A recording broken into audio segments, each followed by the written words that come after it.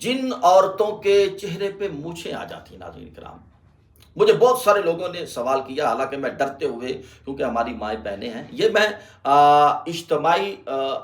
بات نہیں کر رہا، انفرادی، یعنی کہ سب کی بات نہیں ہے، کسی کسی کی بات ہے۔ جن عورتوں کے چہروں پہ مونچھیں آ جاتی ہیں، وہ عورت کے بارے میں جو بتایا گیا ہے کہ وہ بہت سخت ہوتی ہے، ایسی عورت سے بچ کے رہنا چاہیے، ناظرین کرام۔ میں تمام نوجوان مردوں کو، اور خاص کر